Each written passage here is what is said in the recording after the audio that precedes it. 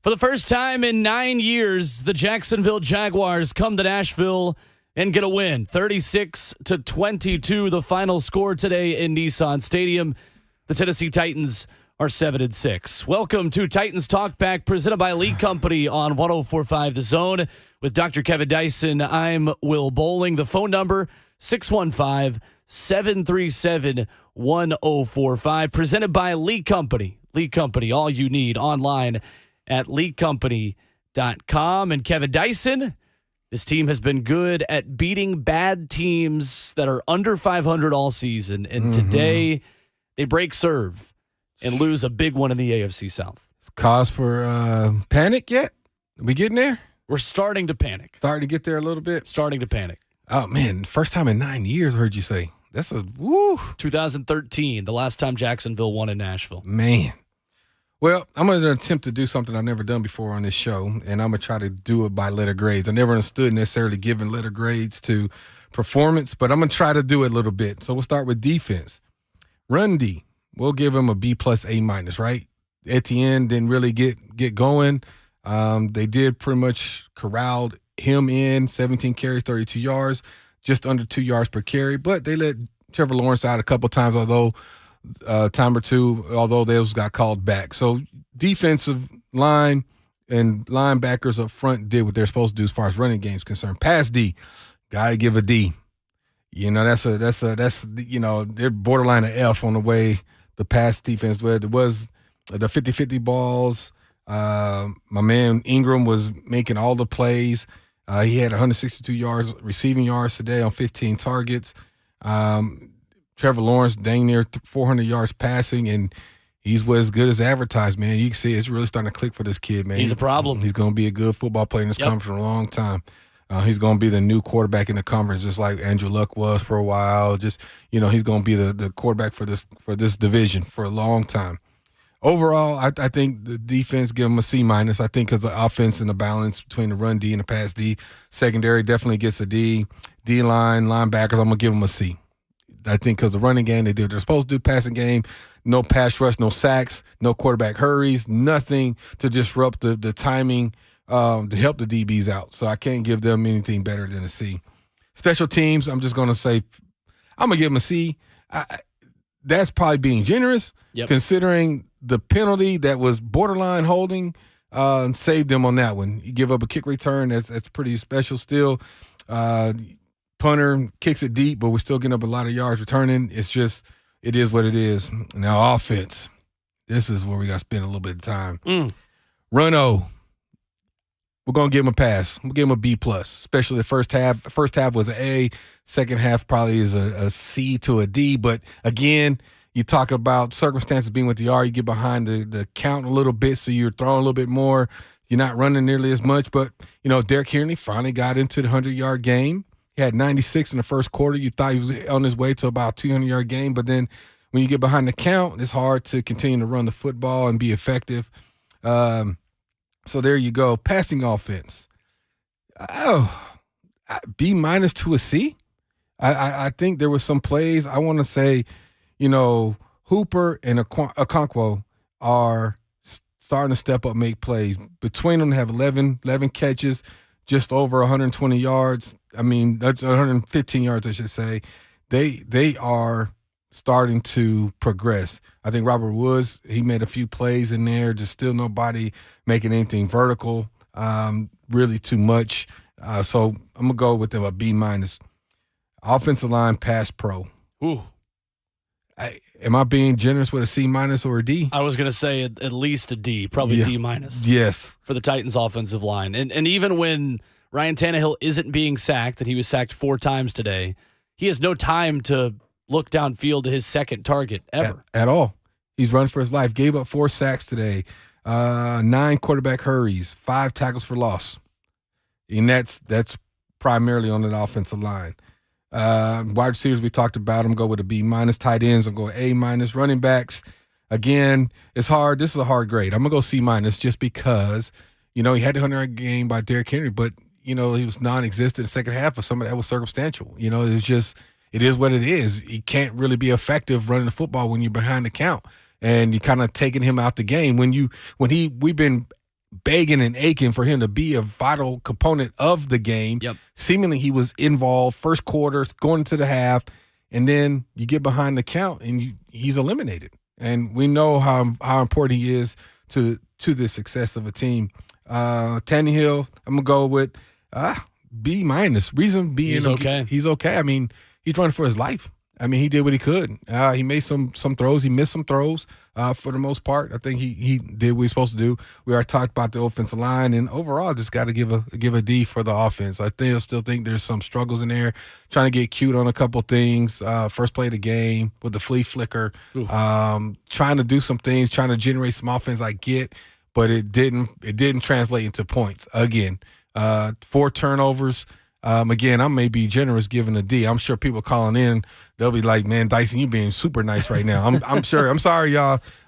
This the former player in me right now. I'm just talking, but yeah, man, it's got to get leaps and bounds better.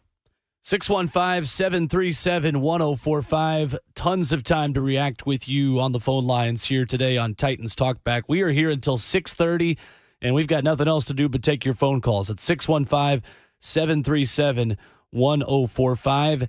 And Frank in Nashville begins the reaction with us this afternoon. What's going on, Frank? How's it going, boys? How you doing, man? Thank y'all for taking my call. I appreciate it. Man, the O-line was just so bad today. It was a rough time for the O-line.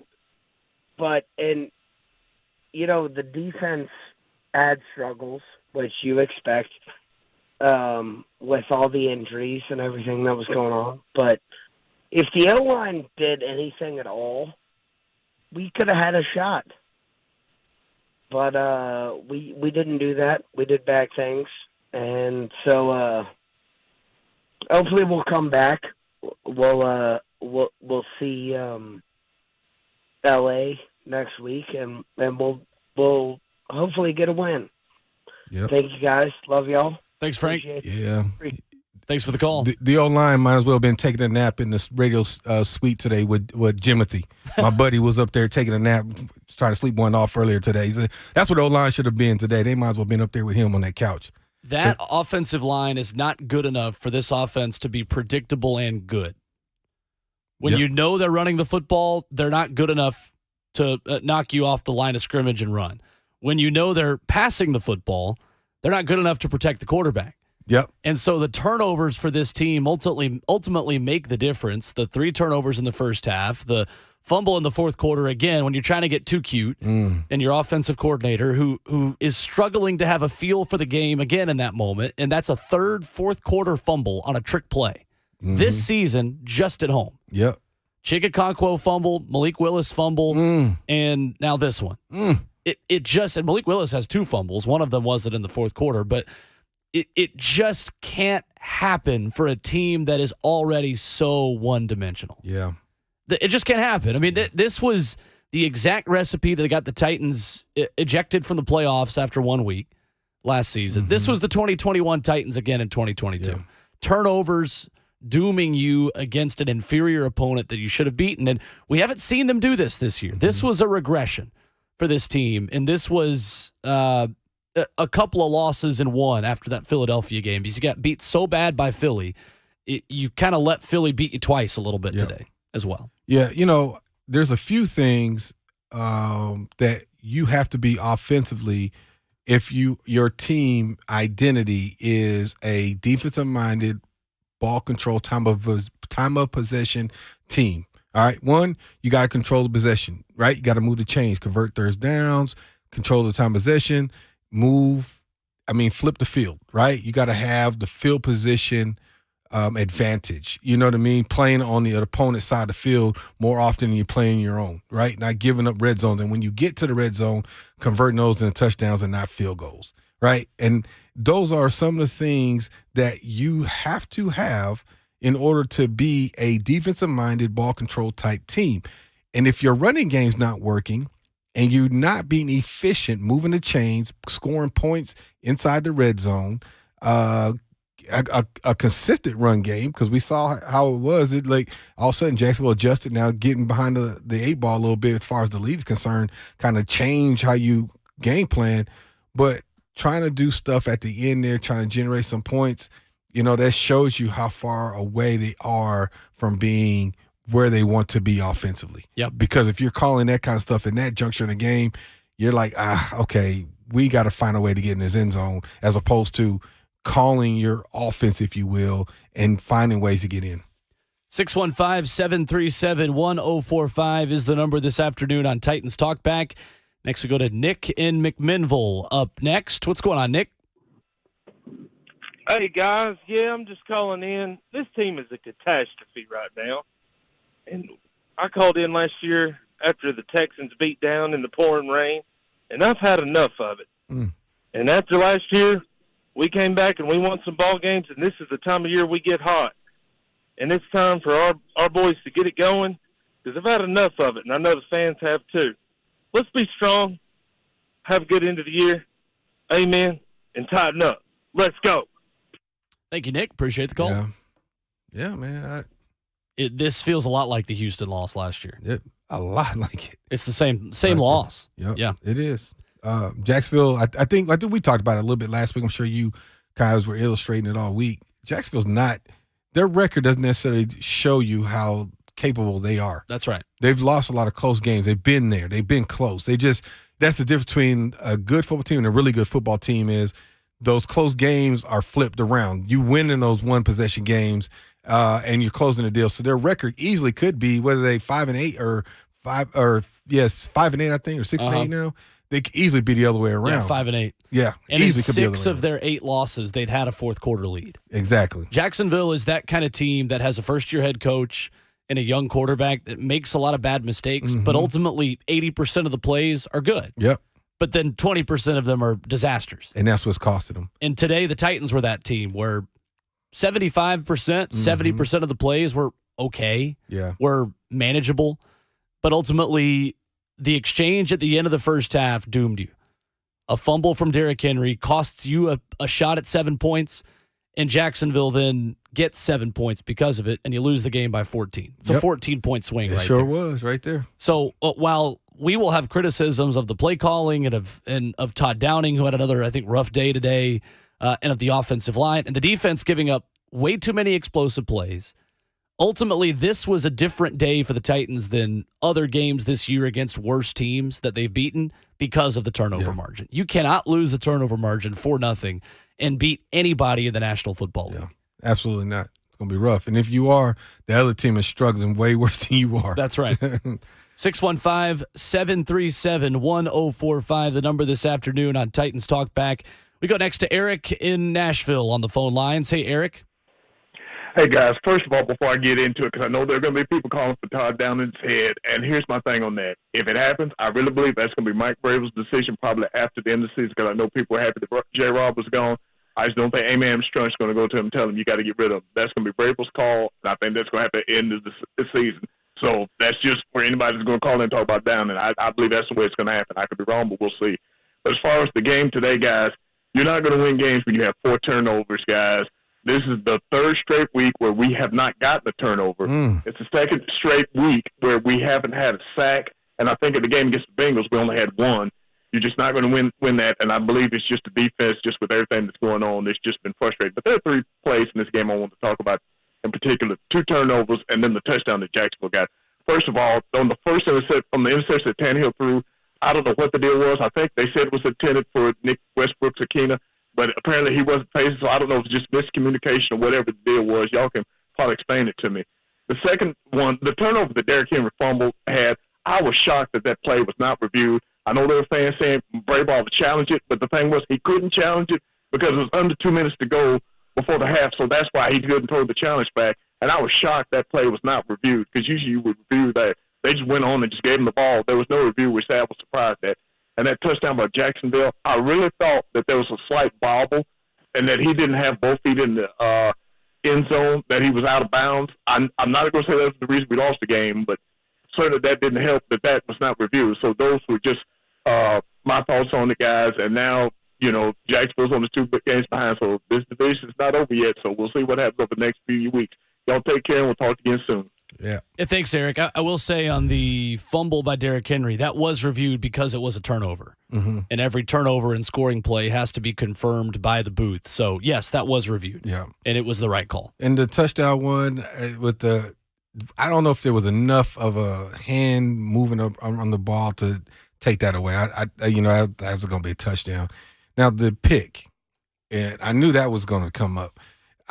In the miscommunication, I'm not sure the protections, and a lot of times what people don't realize, sometimes receivers are in the progression of in the protection scheme, and they are responsible for that guy coming off of you. So what it looked like is somebody blitzed off the number 2 receiver, and I think Tannehill was expecting him to break his route, which may have probably been a slant, or sometimes it's just the guy crosses your face, you look to see if your quarterback needs you, then you continue your route.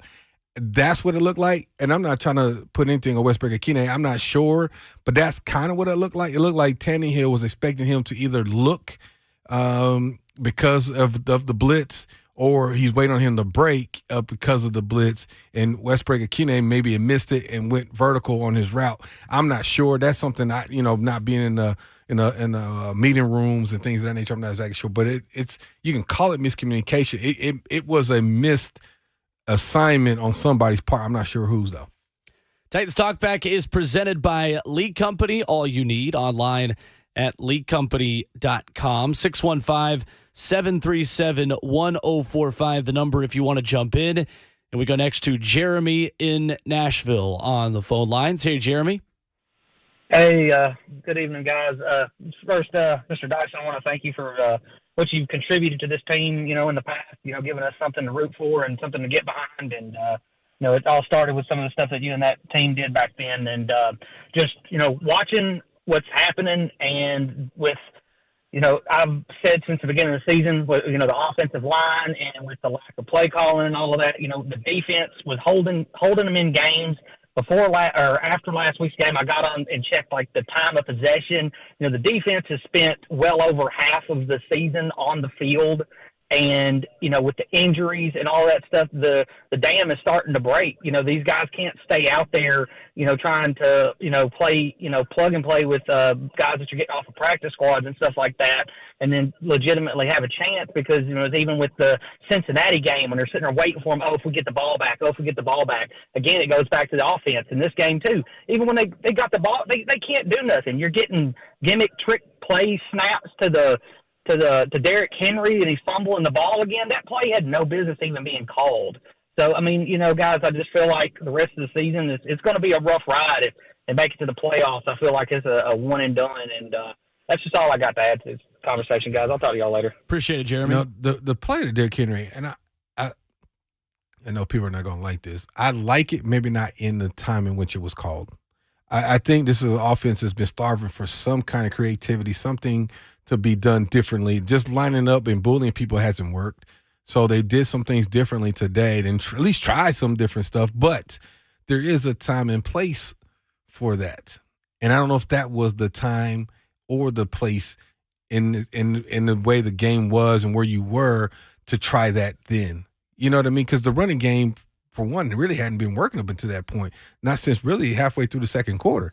So I don't know. Again, it's one of those things you probably practiced on all week. It's in your bag of tricks, and he saw an opportunity and he ran it. But that'd be one of my, not the only thing I second guess, but of course that's one of the big ones I second guess from today's play calling today. It's the feel for the game for me that's lacking for this Titans offense. I agree with you that I don't mind the call itself, but not in that moment when you have to have points. Yeah. You've got to do something. You've got to be able to create something. And Derrick Henry, you mentioned the 96 first quarter yards, 119 first half yards for Derrick Henry, 2 in the second half. 2 second half yards for Derrick Henry. The Titans got behind the chains. They come out for that opening drive and get a crackback block on the opening play of that possession, which out of all the bad calls today was the worst call of the entire game because Jeff Swaim fell at the feet of a defender and barely touched him, and it was called a crackback block. And then from there, the Titans on 1st and 22 called a run play up the middle. Yep. there are a lot of things that I can say to describe to you the issues with this offense. That is number one. Mm-hmm. You get a 15-yard penalty, half the distance, 1st and 22, and you call a run play for 2 yards to the left side of the offensive line that's not blocked. And you know how many people did that? Oh, my God, are we doing that again? Like, you know what I mean? That right there sums up the issues this team has. Mm-hmm. Yeah, and again, we're here. This is our job, right? Yeah. To critique, right? And from our vantage point as fans of this team and watching them, and the people calling in, people listening, that's what we do as fans, right? We want our team to advance, be stellar, make all kind of plays, throw for 400, rush for 200. Like, it is what it is. But I think even a casual fan looks at something like that and it gets frustrated. Like, what do something different? And I think that's where fans are. And I talk to people outside this radio show. I think that's the conversation I'm constantly having. People is like, do something different. How are we going to help Derrick Henry? Do we need to get more receivers, or are we just not doing enough to help the receivers? Like, there's that conversation. And I think people, as I've talked about, and you hear them on this show, when people call in, they're kind of over having that same conversation. It hasn't changed. The narrative hasn't changed. Certainly from week 1 to now, it hasn't changed. 615-737-1045, the number this afternoon if you want to jump in on Titans Talkback. Much more of your reaction on the other side as we look at the final numbers as well from a 36-22 win for Jacksonville over the Tennessee Titans. More of your phone calls next on 1045 The Zone. I hate bashing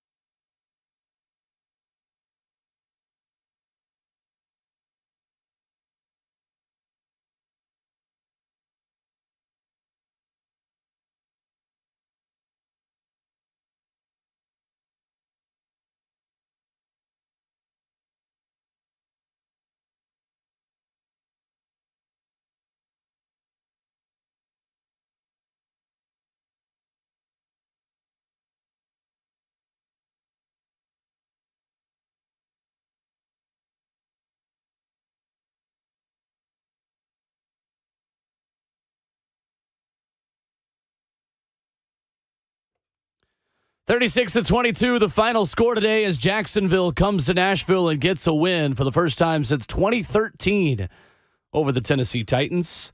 With Kevin Dyson, I'm Will Boling. 615-737-1045 is the number this afternoon on Titans Talkback, presented by Lee Company.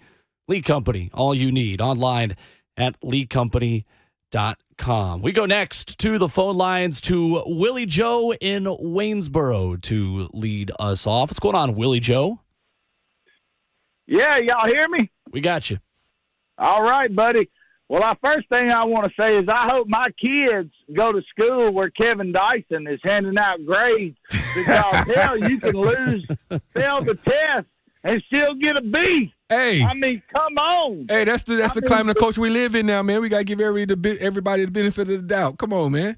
Oh yeah, I mean, come on. I mean, when you lose, you ought to get at least an F, even an E and a G for this. But down here in Waynesboro, I'm gonna tell you something. When I raise cattle down here in Waynesboro, and when the cows and the cattle bulls they get too old, we put them out to pasture. And I'm going to tell you what, there's a lot of players on the Tennessee Titans that need to be put out to pasture. And that's including maybe Derrick Henry. The guy cannot make a guy miss on the first guy coming to him. He just might as well just go down. Lay down, Derrick Henry, because that's what you do, is lay down. And these guys, they got to come up and have a little heart. Because down here in Waynesboro, we live by heart. And I'm going to tell you something. These Titans, they ain't got no heart today. They throwing the ball around. And another thing, Todd Downing, I mean, I watched football my whole life. And formationally, when you have two receivers on the field and then you motion one of them into the tight end and you go, come on in the other receiver to the tight end, and you got 10 guys on the offensive line. What do you think the play going to be? I mean, what do you think it's going to be? Well, down here in Waynesboro, we think it's going to be a run, and that's exactly what it is every time. Thank you, Willie Joe. Appreciate the call. You know, I'm bringing some of these tweets of people too, man. I said it though. I did say I may be generous. At least I credit myself. At least. I mean, you still gave the offense a D. You know, I mean, I don't know if that's. They did some things positive, right? It's hard to give a D and be generous at all. Yeah, that's for sure. You can't fluck them out of school, man. You know, they did some things good. You know, right? You know, it's about growth and progress, man. So I don't want to just fail everybody. That's fair. 615-737-1045, the number. We go next to Ben in Bowling Green on the phone lines. Hey, Ben. Can you hear me? Yeah, we got you. Hey, I just wanted to call and just kind of say generally about the course of the season. I got the feeling today, and I continue to get throughout the season, that it's really not so much about the execution and the way that the guys are playing. It's more just that it's not a very good roster right now. You know, we went into an NFL game today with 4 wide receivers, and, you know, one of the guys is a practice squad guy, and the other one just came back from injury this week, not a highly drafted player either, and we clearly have no depth at tackle, no depth at linebacker. And I think as hard as it might be for us as fans to kind of digest, is that it's just not really a contender roster right now. But at the same time, I'm old enough to remember when a bad roster here in Nashville was 2-14 and 3-13. So we may just need to kind of reset our expectations just a little bit and understand that if a down year is 9-8 and a third consecutive division title, we're probably living okay. Yeah. So that was just my thought, and I'll hang up and let you guys talk. Yeah, thanks, Ben. I'd agree with that. I think it's hard. I get it. But when you think about it, you're talking about consecutive winning seasons, making the playoffs again, and still being relevant. That's not the typical. You know, there's a lot of franchises like to have that resume. You know, I think when you compare yourselves to what the Chiefs have done of recent and what the Patriots did for 20 years, yeah, it's hard to say, man, we want that. But, you know, right now, I think at the end of the day, your franchise has been trending in the right way, just ready for them to take it to the next level. That's what we're waiting on. Yeah, absolutely. 615-737-1045, the number. Johnny is in Nashville, up next tonight on Titans Talk Back. Hey, Johnny.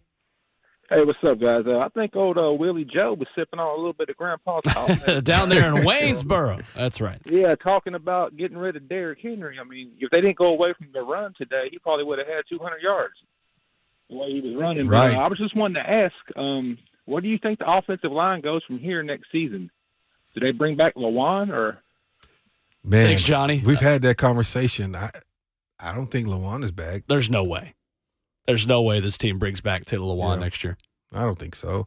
Save $10 million, and you desperately need money for Jeffrey Simmons and David Long and free agent left tackle, probably, I think, is what you'd rather have than him. Yeah. And I will say, right now, if the season ended, Titans would be in the late mid rounds. You'd be around pick 20. Yeah.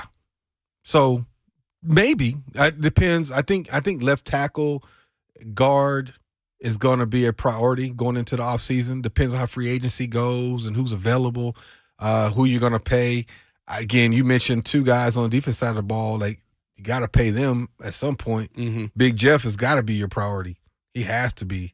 You got to get him signed. And one thing the callers before this last said something to the effect of, this roster's not very good right now. I will say this. Up until this year, Vrabel's teams have performed outmanned, if you will. Yeah. Guys have stepped up. They brought guys in the day of, like 2 days before the game, and they performed and played well. Like, they have overcome adversity. For whatever reason, it's catching up to them right now. The injuries, the transitioning, all the roster moves is catching up. Defense, again, is looking fatigued. They need the offense to put up points. They need to be able to play with a big lead and so they can pin their ears back, get after the quarterback, get people on long down and distances so that they can actually dictate terms. Yeah. Well, when you're playing behind the count, the teams are dictating their terms to you more often than not. Absolutely. And that's the struggles with the defense. I think they just need the offense to be more efficient. And that's me putting it lightly, y'all. I don't think there's anybody safe on this entire roster going into next season. I mean, within reason, right? You've got some guys that would be $15, $20 million cap hits, right? Yeah. But there are a lot of big decisions to be made by a new general manager. And talking about Derrick Henry, a year ago, yes, you would have still said, yeah, Derrick Henry is going to be on this team next year. That's becoming less and less of a definite statement every year that this team underachieves. And every year that cap hit number stays where it is. I'm not advocating for the Titans to move on from Derrick Henry. The point is that a new GM is going to bring in a new process of evaluation. True. And a new GM is probably going to bring in a lot of new scouts and a lot of new front office people to join him. I think Ryan Tannehill is this team's quarterback next year. I think Jeffrey Simmons is likely here on a long-term deal. I think a lot of the veteran defensive players are back. I think other than that, nobody's safe on this team.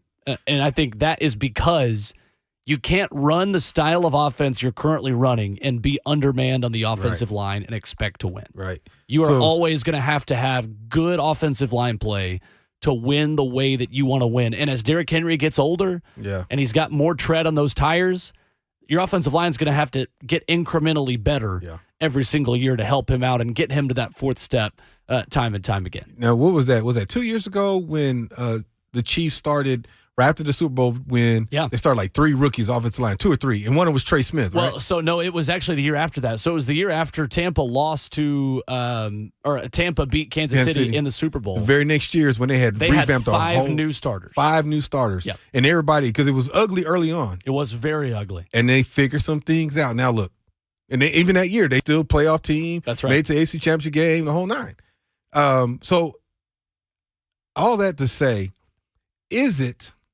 are we at that time, that juncture, in a franchise where it's the disconnect? What I mean by that is it let's cut ties, start over? Because Vrabel's tenure, we haven't had that. He's been consistently winning his whole tenure. Playoffs, winning divisions, all those sorts of things. They haven't made the Super Bowl, but to what you just mentioned, are we at that point where we start cutting ties and starting over, if you will? I don't want to say starting because you're never starting over in the NFL, but you get what I mean.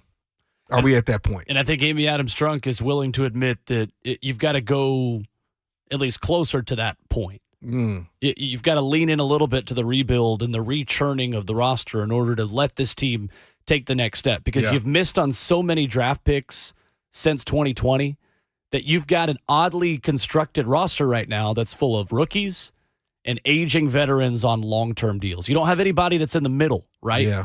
Amani Hooker is the example of the guy that's in the middle. A veteran player who's a young guy who's here for the long haul now and has been locked up to a big deal, but not a massive clunky contract, right? You got a lot of clunky contracts on this team. You also have a lot of rookie contracts and guys who are playing above those expectations.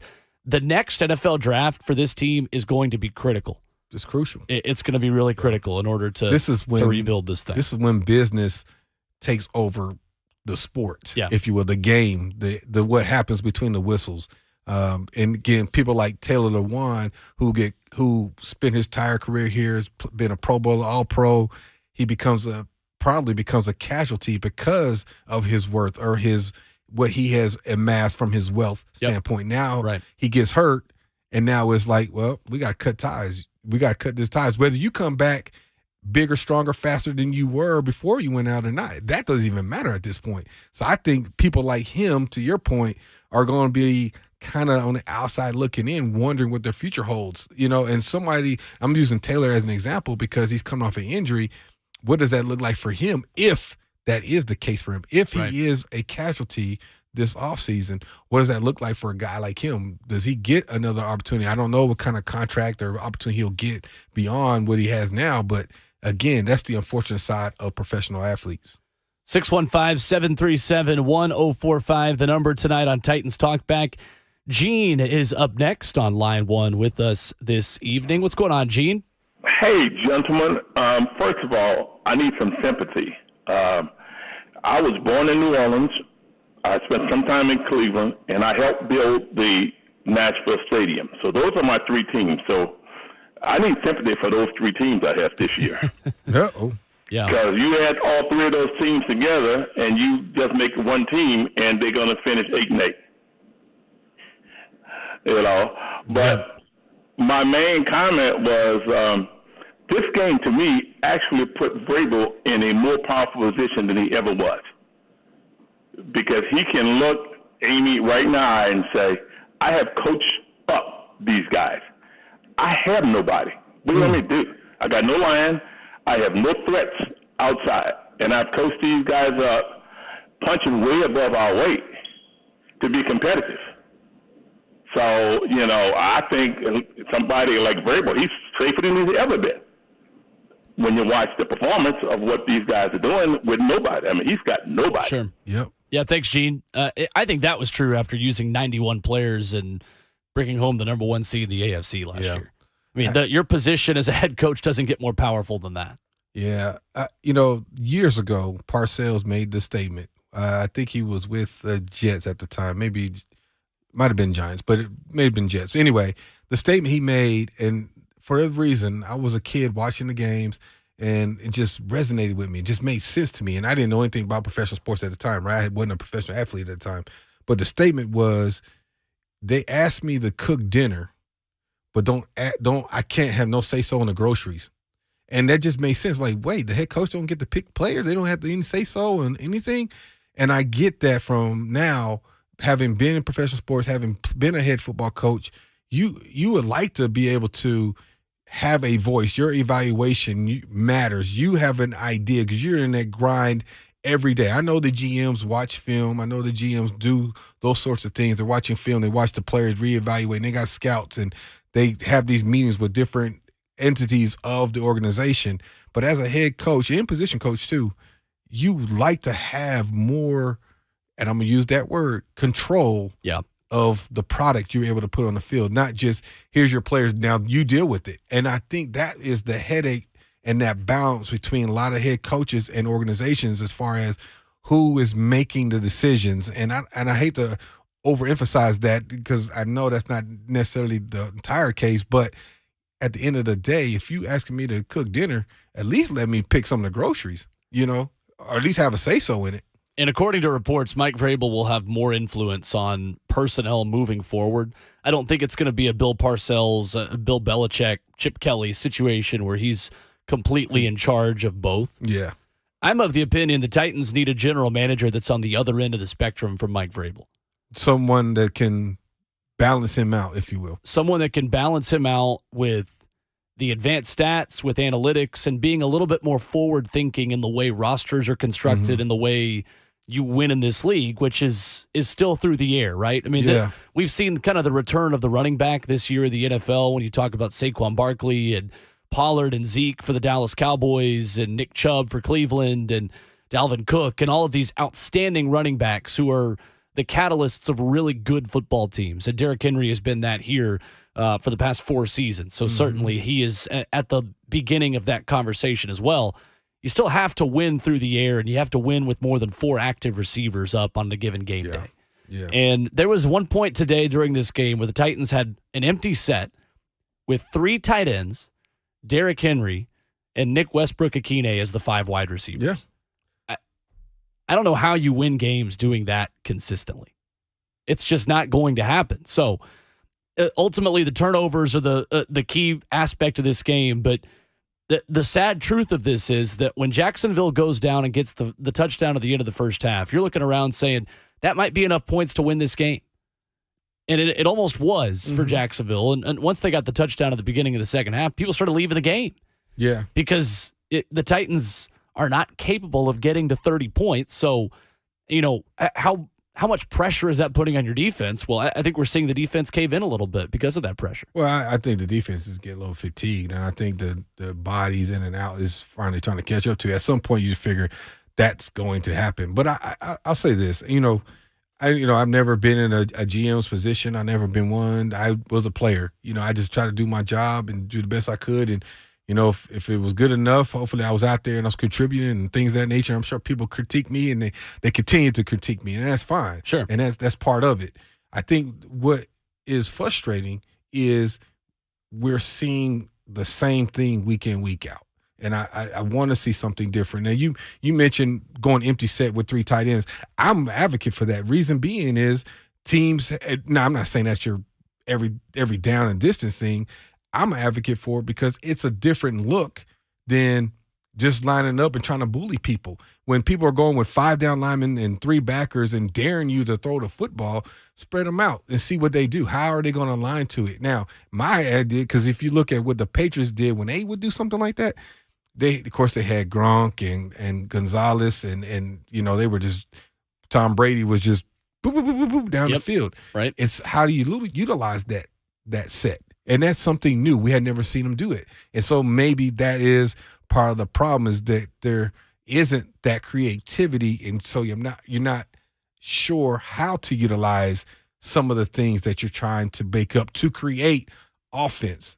Now, and we'll see how it translates this next week because all week long, and I'm sure you dealt with this, everybody's like, we got to get Derrick Henry going. Well, we got him going, and then we couldn't stop him. It's problematic. That's problematic. Then we couldn't throw the football.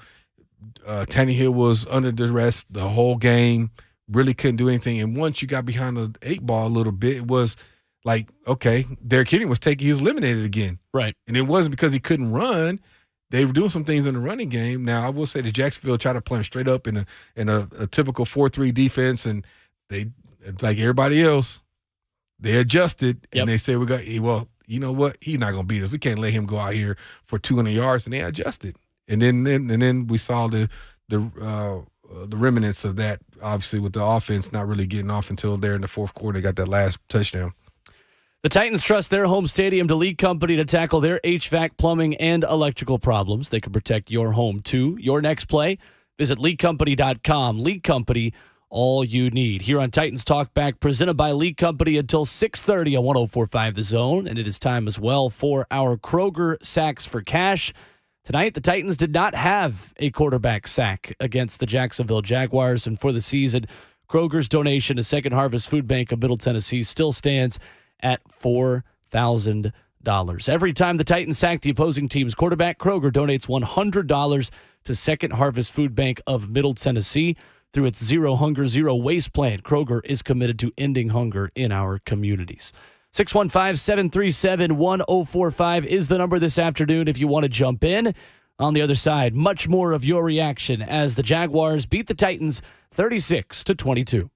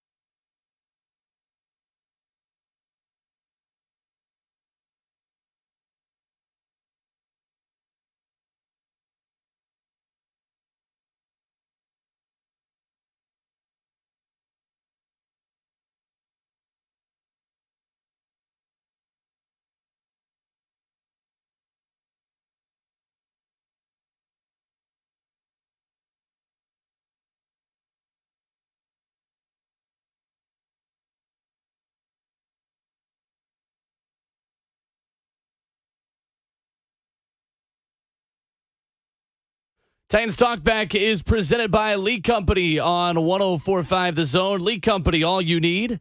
Online at leaguecompany.com as the Titans fall to the Jaguars 36-22. And we take your phone calls at 615-737-1045. With Kevin Dyson, I'm Will Boling. Robert Walsh making the show happen for us tonight as we go back to the phone lines where Ike is in Nashville. And first up here in hour number 2. What's going on, Ike? Hey guys, can you hear me? Yep.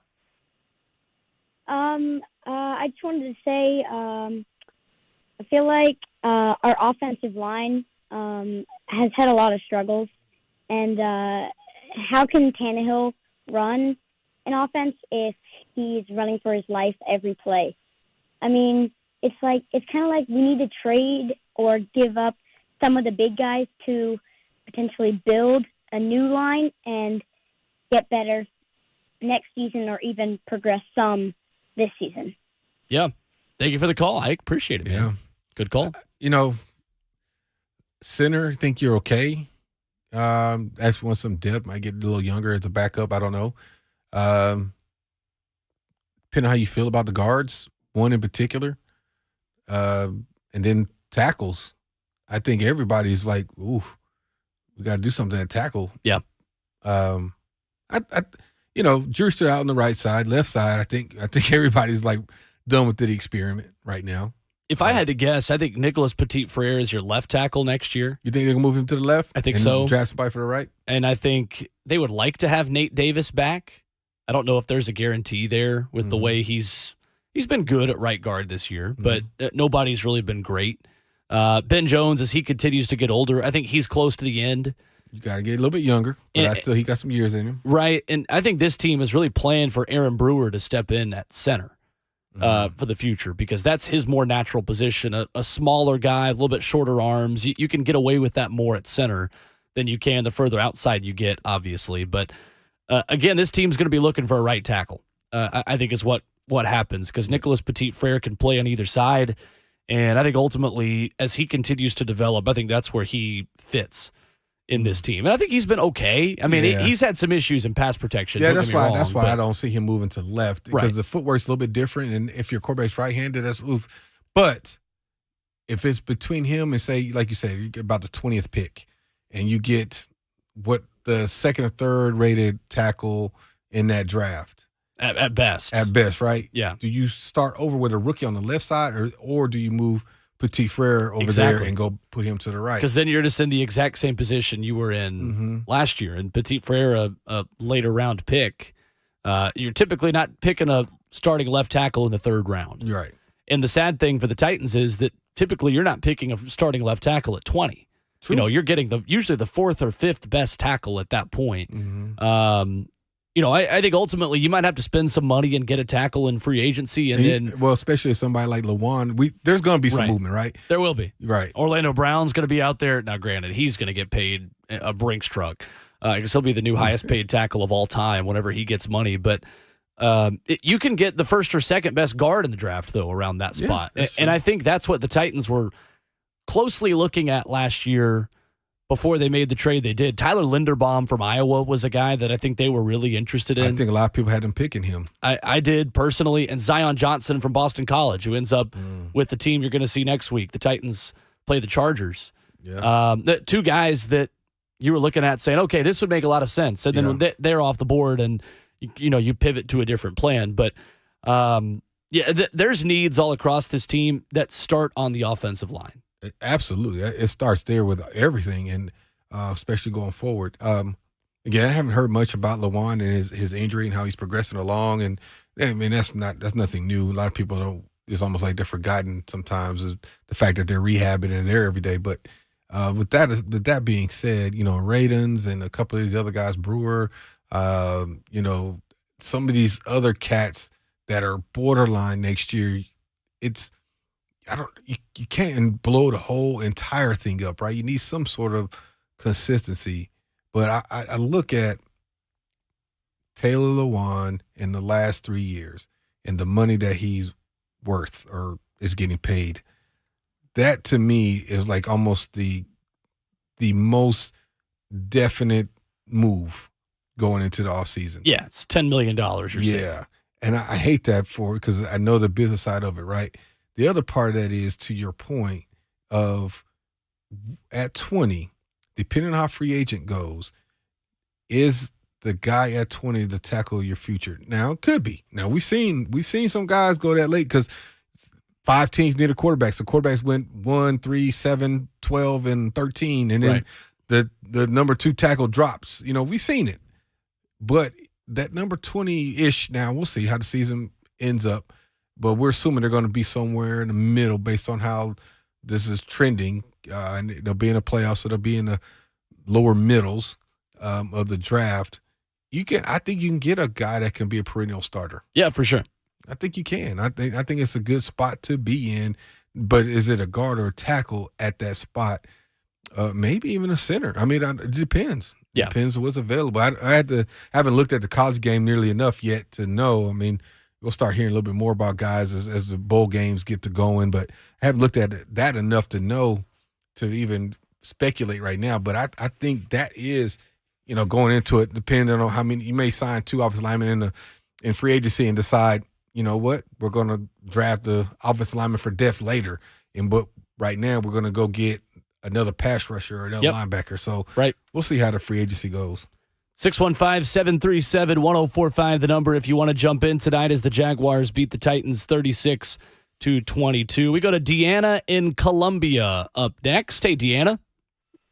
Hi, how are you guys? Good. How you doing? I'm doing all right. Just left the game not too long ago. I want to say I wish Hillard a very good recovery. I'd love to see him back on the field. I do want to say that our offensive coordinator did not show up and show out today. I believe that reflected big time on our offensive line. Did they perform? No, they did not. But if we don't have the leadership in our coordinator, we're not going to have the leadership on the field.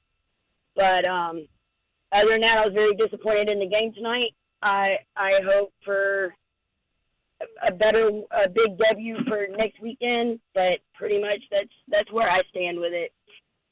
Yeah, absolutely. Thanks for the call, Deanna. Yeah, appreciate it. Yeah.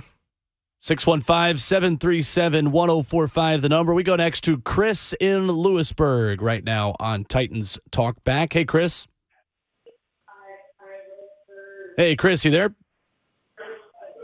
Chris is not there. We will try Chris again in just a moment. Nathan in Murfreesboro will be next up here on Titans Talkback. What's going on, Nathan? Not much now. Just getting back home after the game. How y'all doing? Good. Good. How you doing, man? I'm doing good. I like what Kevin said, after the Jags, I was there today. After the Jags scored that third touchdown, our fans just started dissipating, and we don't have no help on defense as far as the 12th man, I know that ain't what actually conspired to how the outcome came of the game, but, heck, if you ain't got no fans down there in the end zone cheering on your defense, to get that stop or whatever it is, that goes into play with a lot of it, and then you have an offensive coordinator that, unless he's drinking out there on the field, he's calling back-to-back plays of the same ones, just a different receiver. So, I mean, I'd just like to get a little input on when can we get rid of Downing a little bit, and all that. Is Vrabel going to take his job before Downing gets, out of here?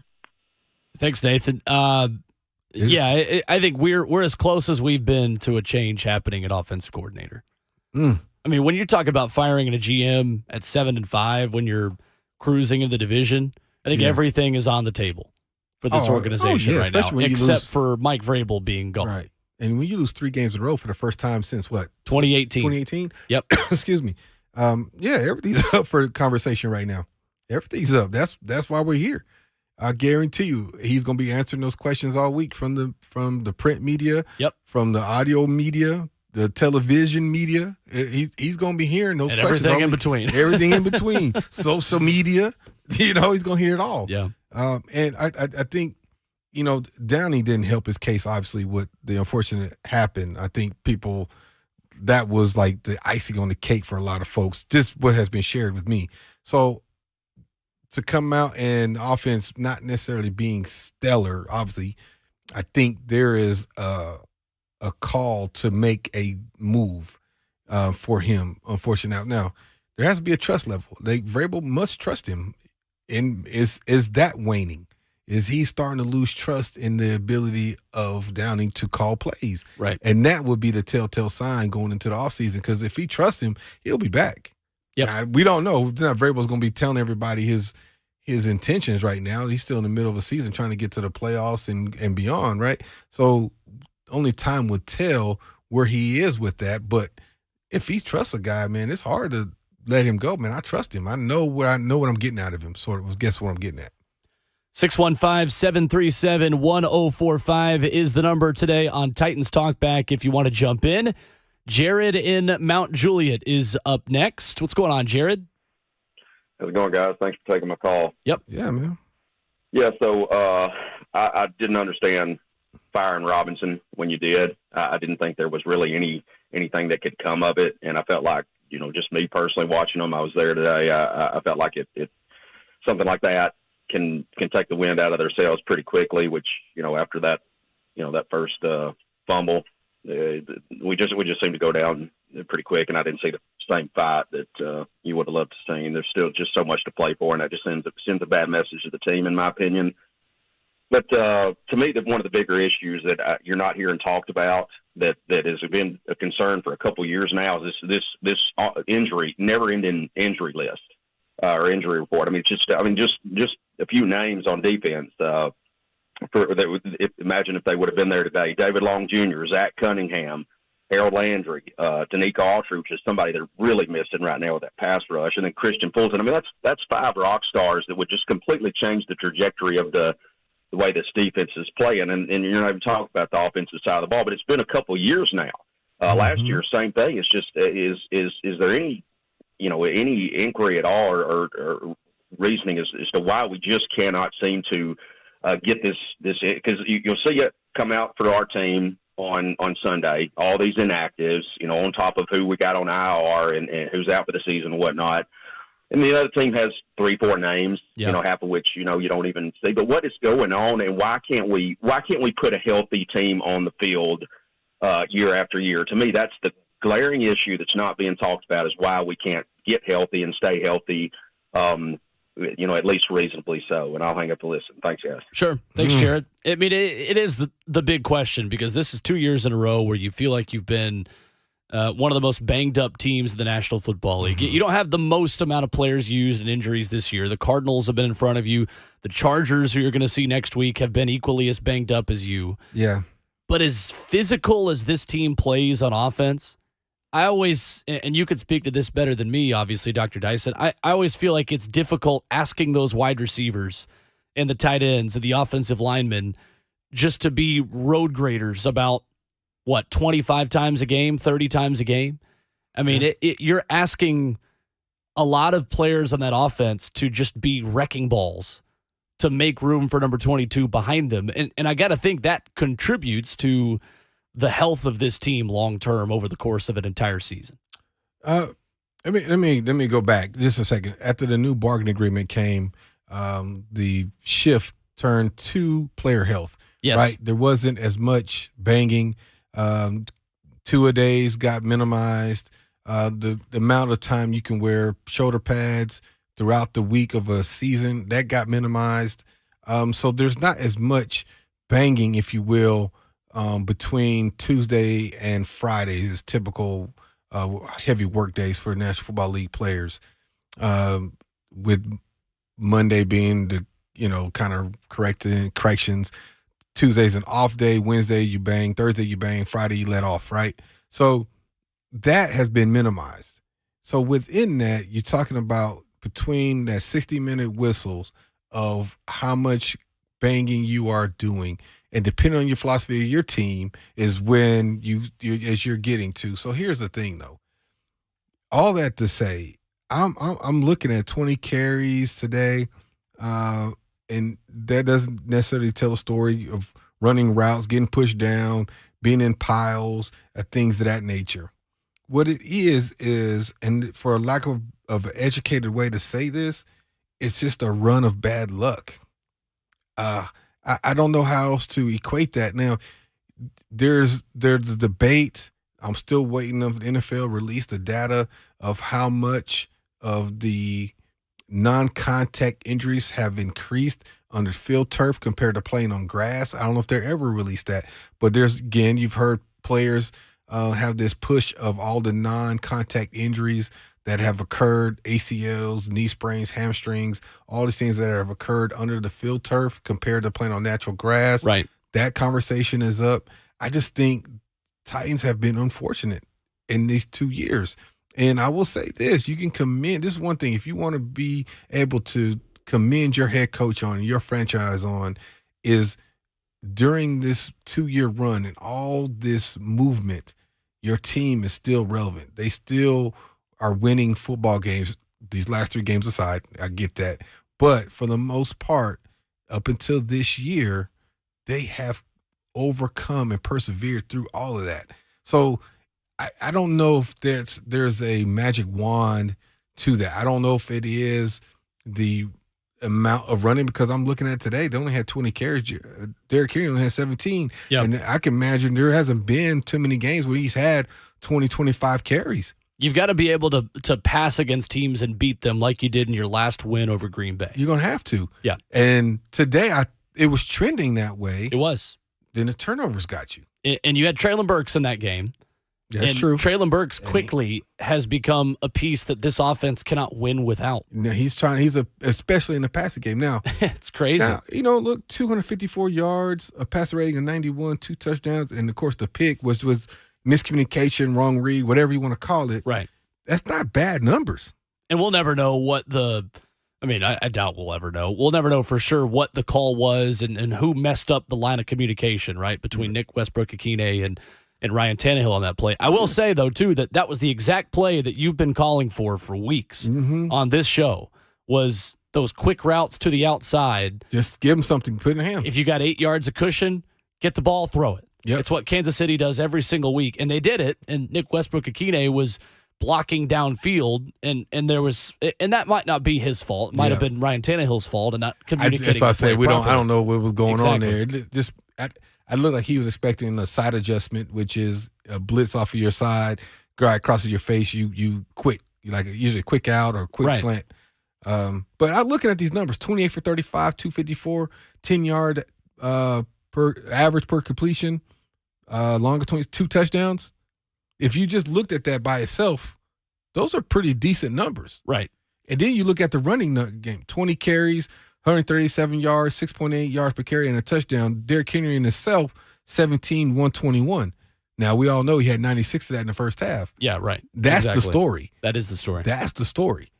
So this was Ryan Tannehill post-game today explaining what he saw on that play with Nick Westbrook-Akine, what happened on the interception.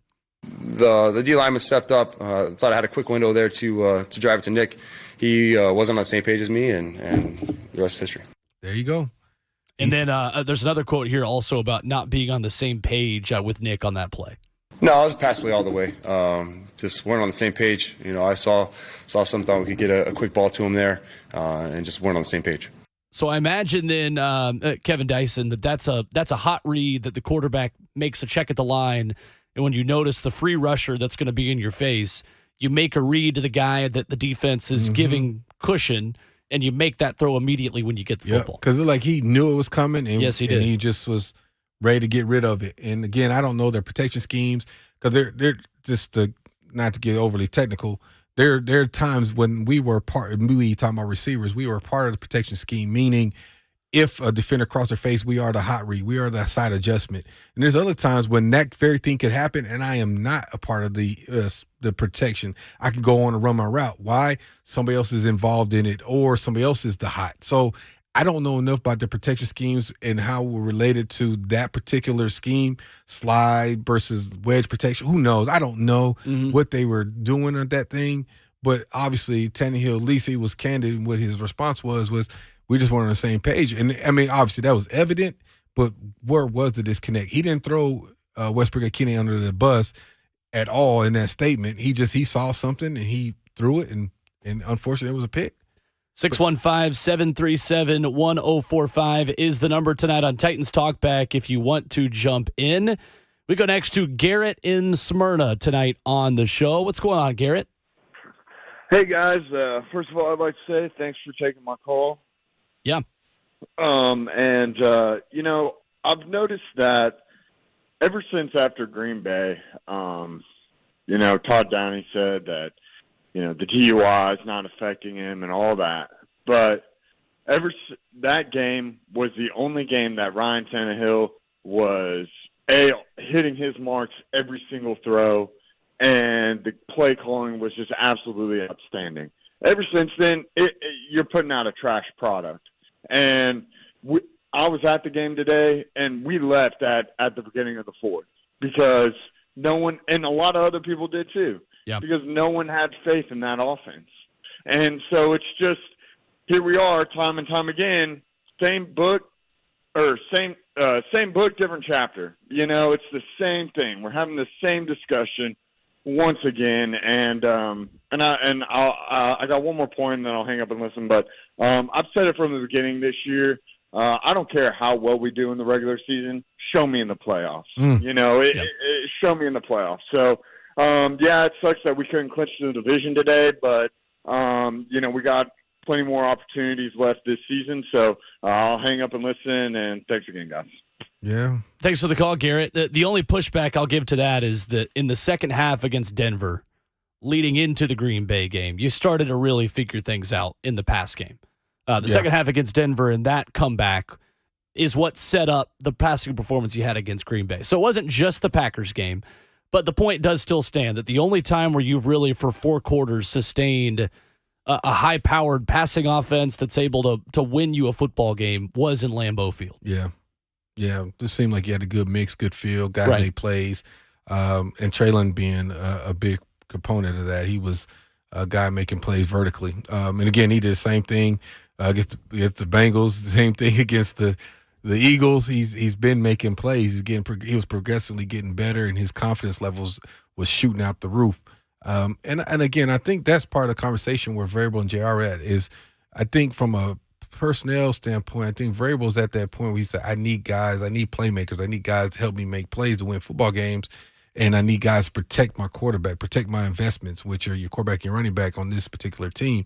And I think that has been the argument. I don't think there has been a consistent pattern of approach over the last few years offensively, where you felt confident in it, and I think it has caught up with you, unfortunately, to this point, because now Derrick Henry's not just able to bully everybody and get through and have 175, 210, 128, 136, 122, 98. Now we're talking about 37, 42, 20, whatever those games were. Obviously today was a little bit different, but 2 yards in the second half is trending like it was 2 or 3 weeks prior. So, we got to find something that's working. Is it personnel? Is it the coaching philosophy? Is it offensive play calling and creativity? Yes, it's all of it. It is. And that's part of this process of figuring out how to put a elite product on the field each year. It comes down to this in the second half of this game when you have to throw the ball and you're unpredictable. It means you either have to block for a long time or you've got to get open really quickly. Yep.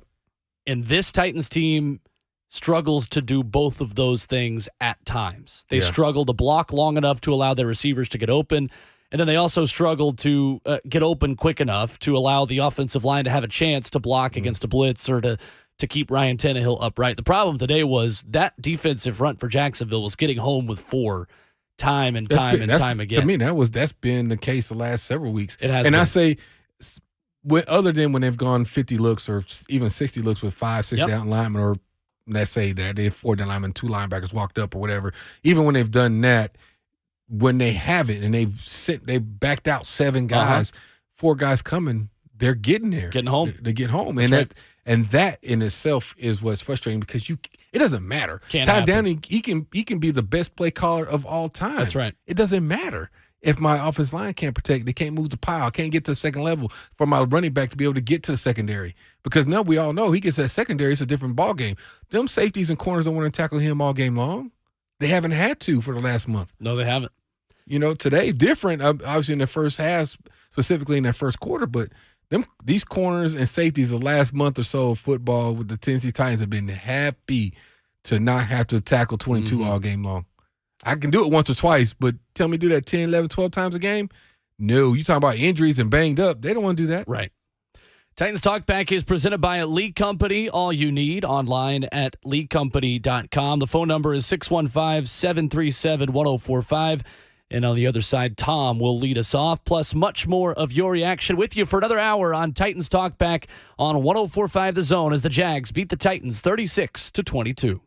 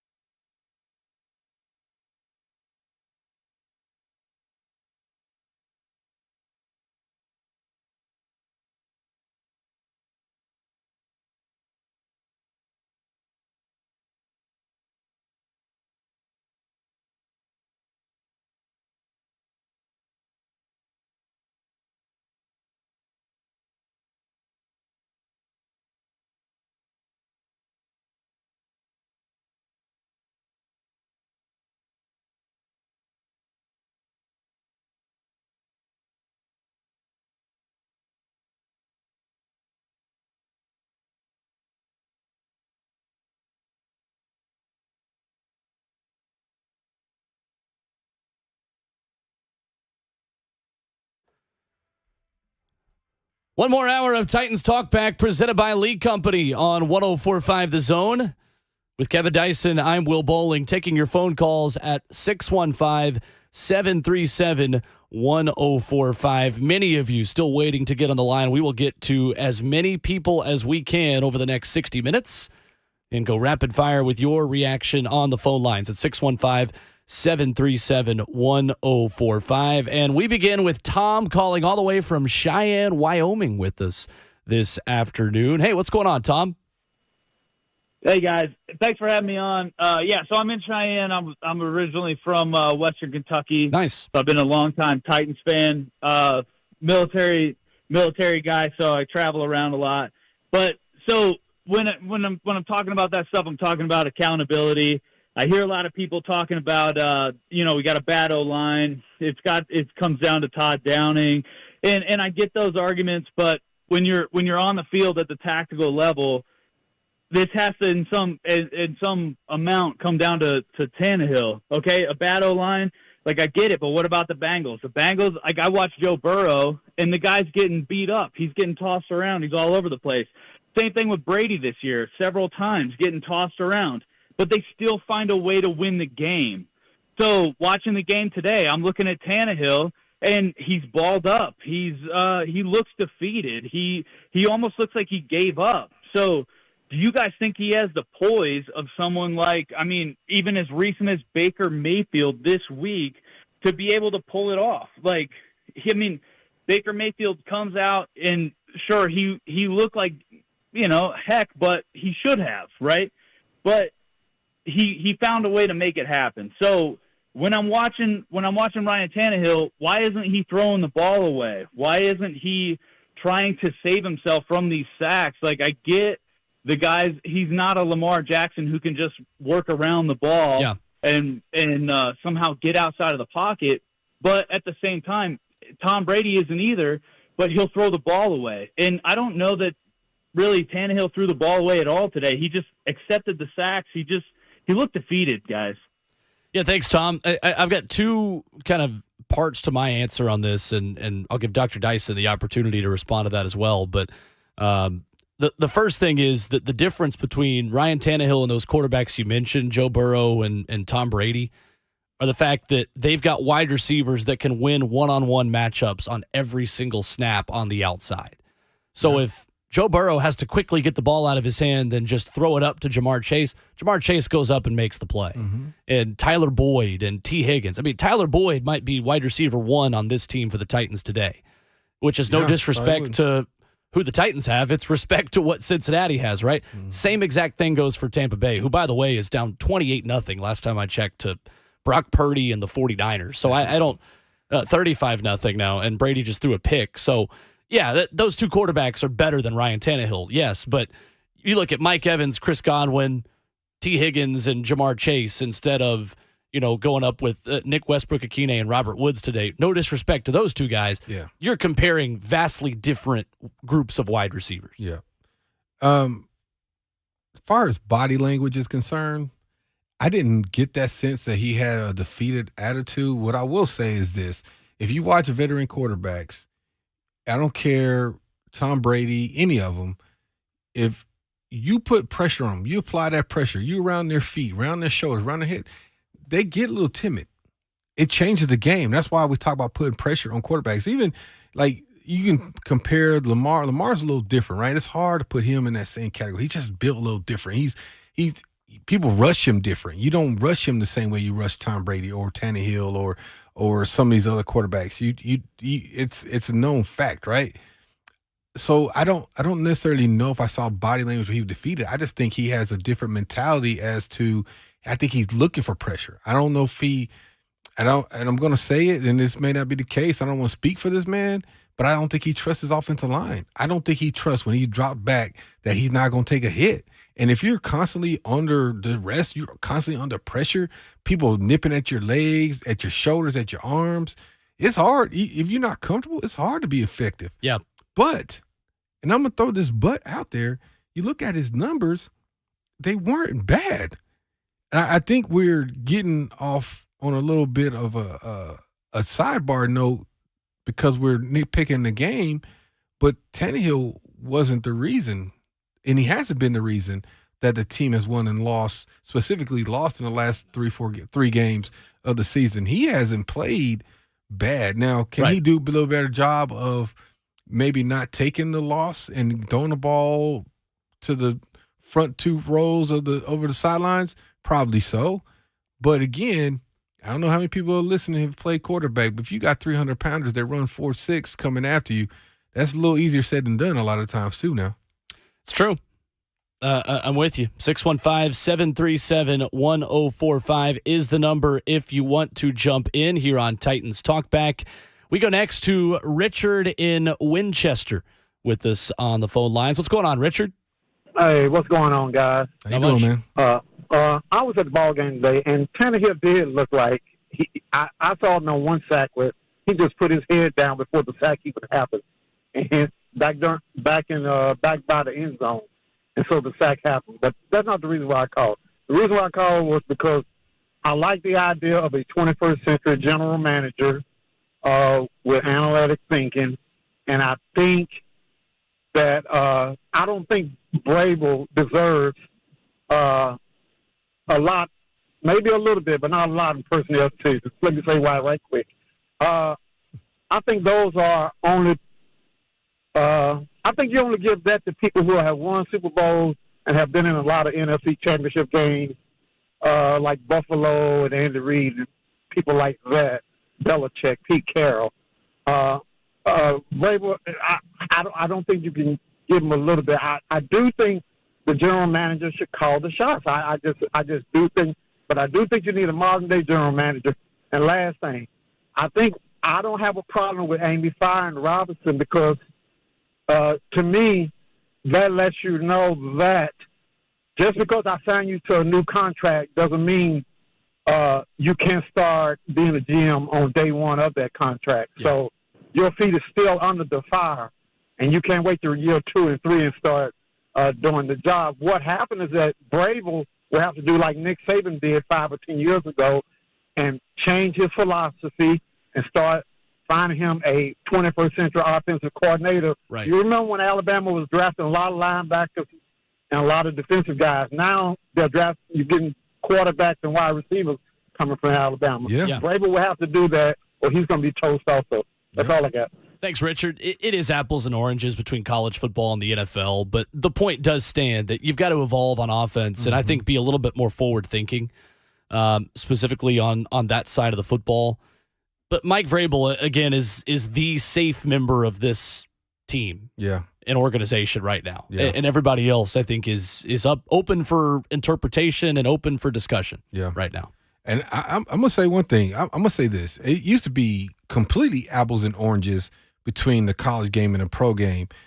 But in the philosophies of the zone read concepts and some of the things they're doing, I have seen the infiltration of bits and pieces of the college game being implemented in some of these offense. We talked about some of even the Titans have done some zone read schemes over read, but you see what Baltimore has done. Some of these other franchises, even like what Cam Newton was doing when he was playing and at his peak of his career, it's bled over a little bit. It's not that clear distinction anymore. I think from a Titans perspective, it definitely is apples to oranges, but there's not so much to cut and dry with all 32 teams anymore. I think now teams are recognizing, pro teams that is, are recognizing what the college game is doing and what it's producing. So either you adjust or you continue to waste draft capital, you continue to waste players, you continue to not progress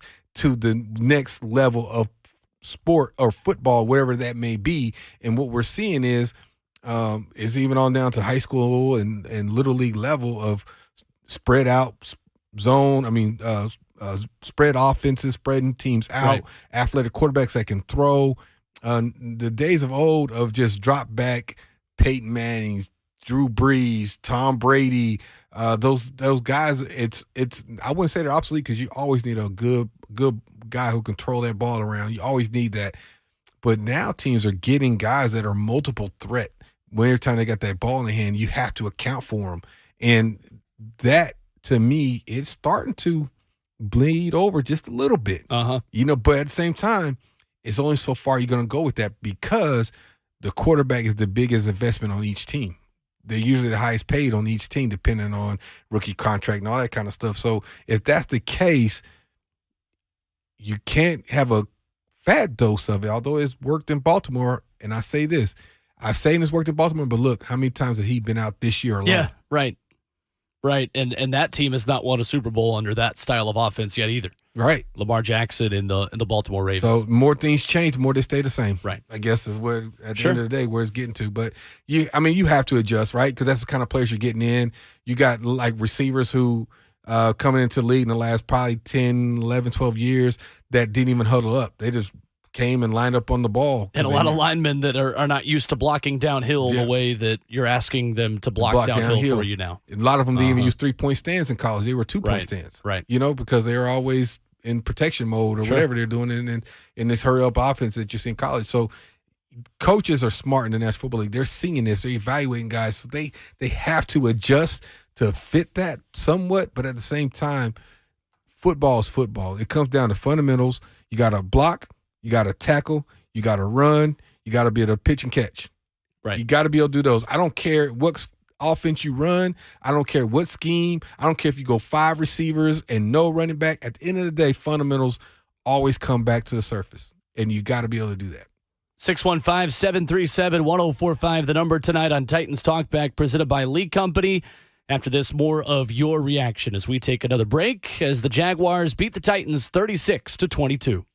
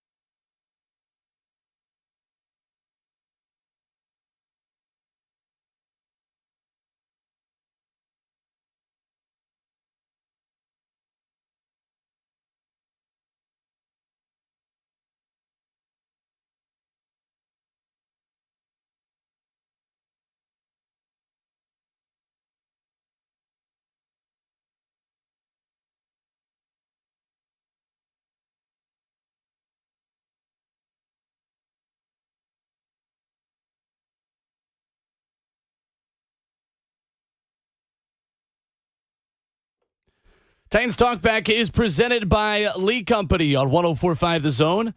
Facility managers need a reliable partner for their HVAC, plumbing, and electrical needs.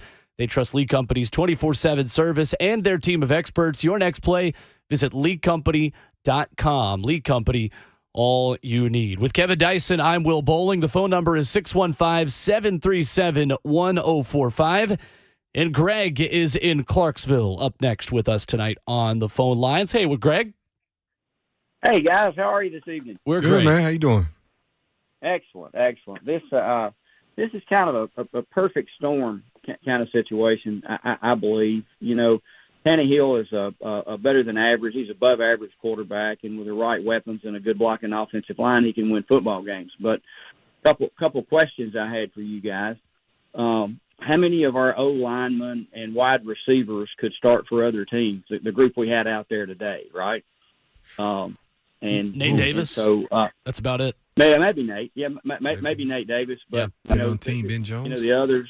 You know, kind of a tough situation. Both your tackle spots are difficult, but you know, and on top of that, it's no surprise to the offensive staff how undermanned we are, you know, across the line. And so, you know, my question to you guys, other than who could start for, you know, other teams from those spots, is how does this limit the play calling? I mean, you know, they look terrible because they're just, you know, the offensive coordinator, he looks terrible because the guys he's got out there can't execute the plays that he calls. He knows that they are, you know, extremely limited with what some of them can do. So it makes it really, really difficult. It's like, you know, everybody's wanting, you know, at the first of the year to take shots down the field. And, you know, I saw 3 or 4 passes, you know, down the field to McMath, and he looked like he was in a pretty good position and he was defended well, or, you know, whatever. You know, they're doing some of that. It just appears to me that they just don't have the players out there to be able to execute you know, what they're trying to do. Sure. And as a result, our offensive coordinator, offense in general, just looks really bad, and I'll hang up and listen. Yep. Thanks, Greg. I will say the one play calling adjustment they tried to make today was have LaRaven Clark, their swing tackle now, be a tackle-eligible tight end. / help block. As a helper on the outside of Dennis Daly, and he was still getting beat inside. You're talking about Daly. I think, like any play caller, we can drop plays right now. I can drop a playbook worth of plays versus just about every front that you're going to see, and they all work on the board. All of them. Because everybody's blocked up. Every zone is a gap. I can get a pass receiver in, and we can always do that. But at the end of the day, you have to protect. You have to be able to run. You have to be able to catch the football. You got to be able to make plays. And right now, the offensive line is struggling, and it starts with the snap. Everything starts up front, and if they struggle, the offense is going to struggle. So I'm not giving Downing a pass by any means. I mean, I think he needs to get better, obviously, but I can imagine he going in there and having second guessing his game plan because he doesn't know how the offensive line is going to perform. Right. This team is built to be one-dimensional on offense, and when they get behind the 8 ball with penalties and turnovers like they did today, they're going to have a really hard time, especially without Traylon Burks, who's the guy that can win one-on-one matchups. He was unavailable. And Mike Vrabel takes probably more caution than most coaches do when it comes to concussions. And I think that's a good thing. Yeah. That he usually gives a guy another week that most coaches, maybe, I take that back. With this year, with the Tua Tagovailoa injury and how much of a hot topic that's been, I think most coaches are giving a guy a full week They're cautious to now. rest after a concussion. But certainly there's not a ton you can do as a play caller when you get behind the 8 ball like that and can't go to your most reliable member of your offense, which is Derrick Henry. There's not a whole lot of plays in the playbook for 3rd and 18. No, there's not. Or for 1st and 22. Yeah. Because they still tried to run left up the middle on 1st and 22, and it didn't work for them. Right. 615-737-1045. Yeah, it's just, I do feel like we're having the same conversation every week when it comes to this offense, at least the last 3 weeks. Yep. Yeah. We go next to Uber King here in Nashville, checking in with us here on Titans Talkback. Hey, Uber King. Hey, y'all. How y'all doing today, man? We're all right, man. Man, still hurt, man. I can't get my tip money right. The Titans ain't playing good enough. They keep on messing up the Uber tip money, man. I swear, and I don't know what to say, but you talking about Tannehill, like everybody was talking about his ankle today. It's funny how Tannehill do a good play. He run like he ain't never hurt his ankle. But as soon as he mess up, his ankle hurts. You know what I'm saying? Then Derrick Henry fumbled the ball today, man. Golly. And then our refs, what was that all about? Why can't we ever get a call? That wasn't even a face mask. That was just the whole face. You know what I'm saying? So I just want to talk about that, man. Not being able to get calls no more. We get treated like the angry stepchild now. You know what I'm saying? So sure. We don't get no calls no more. We can't hold on to our own balls. And then we talking about professional people that's getting paid millions of dollars that act like they can't. You was talking about a 3-point, 2-point stand. I understand football. But I'm making ain't all these people supposed to be professional, be the top of their game. They get paid millions of dollars. This is not like they're playing in high school. This is the top level here. So anybody on the sideline should be top level. Yeah. Even though they ain't playing, but they're getting paid. Yeah, thanks, Uber King. Appreciate the call. Yeah, and to that last point, yes, they are. And they are talented, and they are in a league for a reason. But I will say that there's different skill sets that you develop. If you don't, it's like anybody else. If you don't use a certain skill set, you don't develop them. So you don't necessarily become a complete individual, and in this case, a complete player, because you are not utilizing a skill set up until this point, right? Because they didn't had to put their hand down, lean forward, and move the pile. They've been in 2-point stands with leaning back on their heels a little bit because they've been in that hurry up to that no huddle offense. There is a learning curve that come with that. And yes, they practice, it's their job, and they practice on it every day. But there still is a development in that. You got to redevelop those skills. But think of it like this too.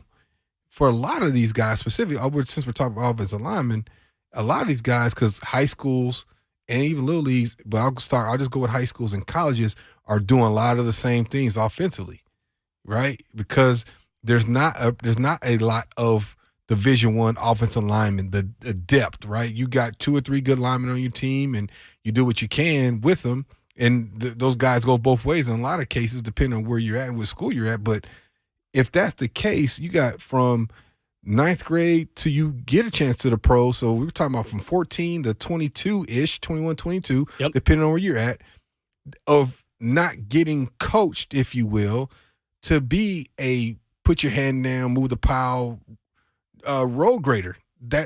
You've been on the opposite side. So there's a mindset that has to be shifted a little bit too. So I'm not giving anybody an excuse. I'm just telling you, it's not just, hey, you got drafted, all of a sudden now you're going to be an elite player who knows how to play this specific way.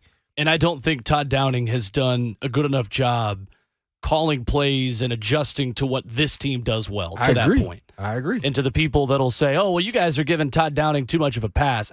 I think if you've listened to this show every week, we have not done that. No, I agree. He needs to put guys in a better position to have the greatest level of success. But what we will also say is that saying fire the OC and saying, oh, it's all the offensive coordinator's fault is also a little bit of a cop-out. Yeah. While I think it is probably time to see what Tim Kelly can do. That's an easy way out right there. And see what other options are. It is difficult on him to make something out of a team that cannot consistently protect their quarterback. Yeah.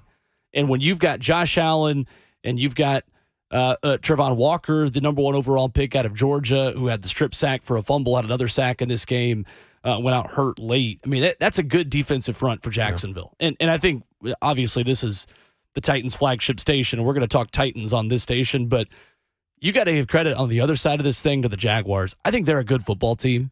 And in 8 of their losses this season, they had a fourth quarter lead in 6 of them. Yeah. They're good. They're a good team. And today they took advantage. You kept them in the game. And you got picked apart by a really, really good quarterback. Trevor Lawrence is a good quarterback right now. Absolutely. Before you go to the radios, I'm going to ask you a question. Yeah.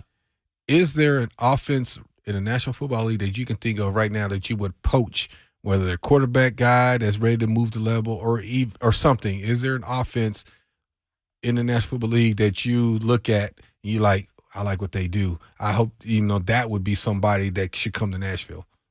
The number one thing I think of is I think of coaches who have come in after one season and turned things around quickly.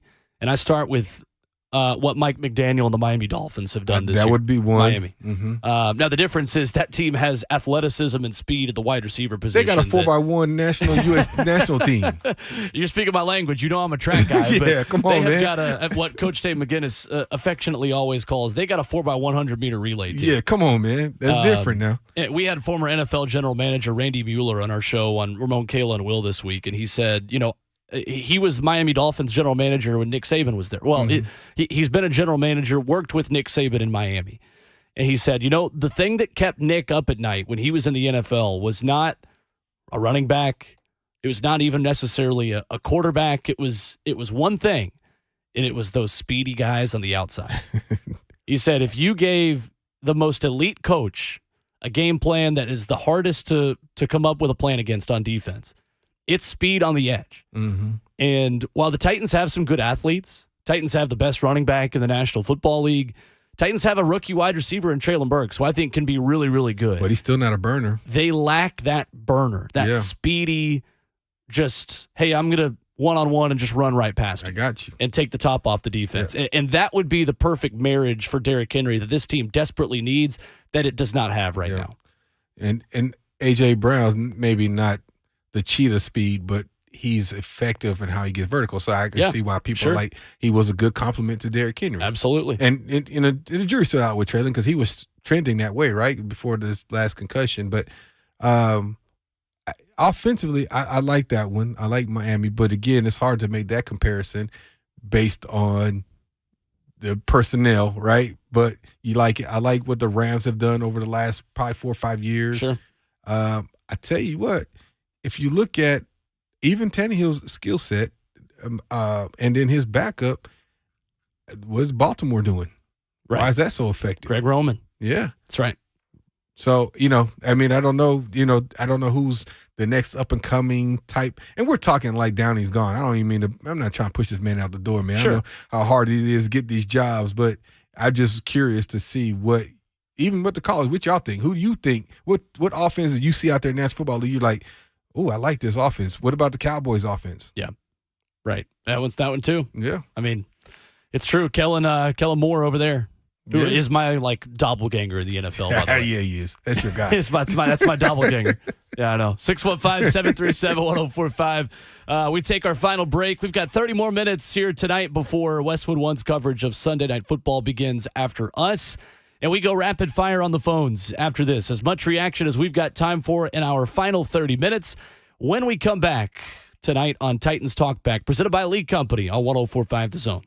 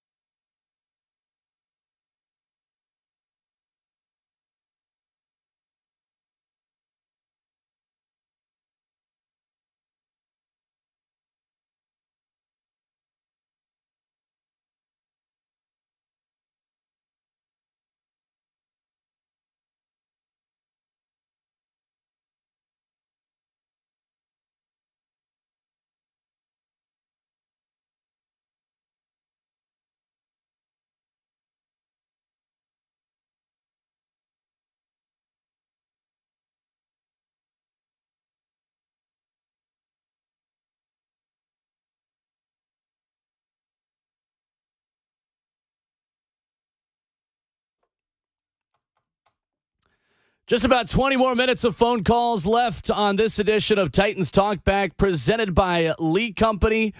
Lee Company, all you need online at leecompany.com. 615-737-1045 is the number if you want to jump in. With Dr. Kevin Dyson, I'm Will Boling. Robert Walsh making the show happen for us tonight. As we go next to Chris in Lewisburg, continuing to react to the Titans' 36-22 loss to the Jacksonville Jaguars, live here on Titans Talkback. Hey, Chris. Hey, guys. I just want to take a quick look at the big picture here. The product on the field, has steadily gotten worse since the Green Bay game, and a lot of that has to do with the key injuries to the defense and D'Anico and Big Jeff and now David Long. So they can't get any consistent pressure, and teams had figured out the formula to beat the Titans is to throw the ball around. And, and you just look at what probably got J-Rob fired was he had a number one seed last year. Vrabel had several Vrabel specials last year, which there's been none this year, and you can't expect him to do what he did last year over again. But J-Rob did not do enough to take that team and improve their weaknesses to be a contender. Now, I know things can happen, but being realistic, they'll probably be one and done this year. But what's unsettling as a Titans fan, though, is what's happened with the coaching staff and the front office, going back to Todd Downing's situation with the DUI and then the firing of J-Rob. As a fan, it's very unsettling, and it looks bad, and it makes the future look very uncertain right now. Sure. Yeah, appreciate the call. Thanks, Chris. Uncertain is a good way to put it at this point. Yeah. I mean, again, in a season of distractions, starting when losing your tackle probably, or maybe the conversation about your running back, beginning of the year, is he healthy if he's back? I don't know which one's been more distracting, but the timing of the DUI / letting go your GM, it just seems to have a lot of heavy air around the facilities, around the Titans organization right now. Everything's heavy right now. There's a lot of second guessing, a lot of things going on. And I think, winning cures all. Just got to win. Got to get that next win. Yep. And then we'll go on to the next game. But right now, when you're losing, everything seems that much more heavy and much more strenuous and stressful. And until they get off of this snide, you're going to continue to talk about why did JR get let go. You're going to continue to talk about the DUI. The offense still has put up more than 20-something points. They need, more than 24 this year. We're going to have that outburst. Need like a 30-point outburst, 35, 36, whatever, something point game. And until you do something like that, you're going to continue to have these conversations. 615-737-1045, the number tonight on Titans Talkback. We go next to Chase on the phone lines with us. Hey, Chase. Hey, man. I just want to make a few points here. Sure. First point that I want to make is that the last time the Titans have won a home playoff game was 2002. There's a lot of things being pointed out about the Titans and Downing. Downing wasn't around in 2002. The fourth caller ago talked about how after the first turnover, the fan base and everything was depleted. 5 callers ago talked about how they left in the fourth quarter. The Titans had a chance to go down by 7 points. First and goal late in the game, and the stadium was half empty. Yeah. It's got to be said something about this fan base. And how it's empty. A lot of road fans always showing up. There's not a 12th man. Might be a 10th man. I mean, we're 2-4 in the playoffs at home in Titans history, and we're 6-5 on the road in Titans history. So, a lot of talk about off-season stuff next year. We got a chance to have the 7th playoff game in the history of the Titans organization here. And I think we need to kind of look in the mirror a little bit as a fan base and say, hey, I mean, it's not Todd Downing. Sure. Not, I mean, he doesn't help, but it's all of us. Yeah. Thanks for the call, Chase. I do think there are more than just one issue on this team. I do think it starts with the offense and it starts with the play calling there. But to give the fans a little bit of credit and a little bit of defense, I actually thought it was a louder environment and a more full environment today than I originally expected. Really?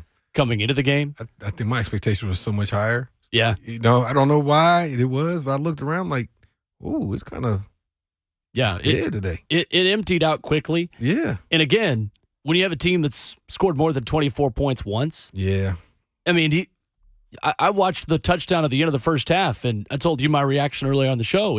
You thought that was probably enough to win the game if you're Jacksonville. Yeah. I don't blame the fans. Yeah. Fans are fed up, and like Amy Adams Strunk, the fans are not satisfied with just being at the top of the AFC South. And I know you weren't at the top of the AFC South today, but ultimately your magic number is still 3. Yeah. You still, a New York Times playoff predictor I saw today has an 89% chance still for the Titans to win the AFC South. So you're still going to win the division, but it's a little bit up in the air now. Yeah. And 10-7 seemed to be the number. Now, are we closing in on thinking it's 9-8? You still got Houston one more time. LA is a toss-up. Dallas is a really tough one. And you go to Jacksonville to finish off the season. So I think you're looking at 9-8 or 10-7. Yeah. In the Jacksonville game, that last one, and not that players turn it in. They never do that because that's how you get hurt. But if they're out of that playoff conversation, they just trying to get home, right? Now, there's been times I've been on the other side of that. Man, we're going to try to send them with a bad taste in their mouth on the way to the playoffs. Mm-hmm. So, and let them know we're coming back for them next year. And Jacksonville, and not to push too far ahead because we still got a lot of games left this year, it wouldn't be outside the conversation. They'll be in the favorite to win the division next year based on where they're at right now, the potential people coming back. Yep. I think they're going to be the favorite. No doubt. No doubt about it. 615-737-1045 is the number tonight if you want to jump in on Titans Talkback. We go next to Jacob calling in with us on the show. Hey, Jacob. Hey, Jacob, you there? Yeah. Go ahead. Yeah. I appreciate y'all taking my call. I'm headed back to West Tennessee after that terrible loss. I think these last 3 games boil down to our inability of the defensive line to get any pressure in the backfield, and our offensive line can't keep anybody out of the backfield.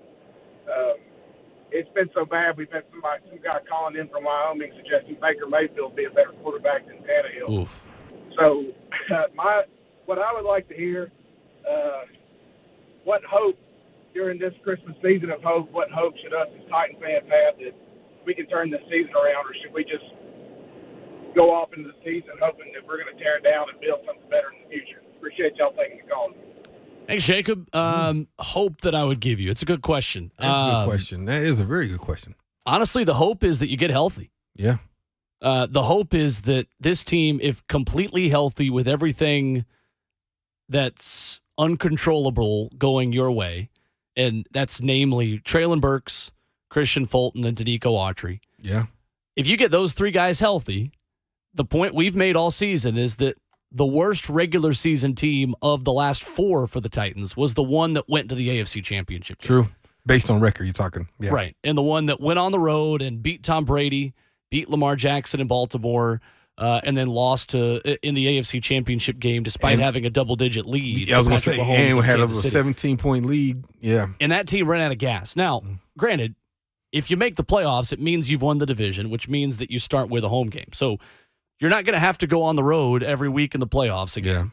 Yeah. And the hope is that Traylon Burks gets healthy and becomes a continuation of what he was becoming when he got hurt in Philadelphia, and that he is a dude that can carry you in the pass game. Yep. And outside of that, it's Danico Autry getting healthy. I mean, this team is they need that added this team pressure. has 2 sacks since Danico Autry went down in Green Bay in the last 3 games. Everybody's been able to focus on Big Jeff. Yep.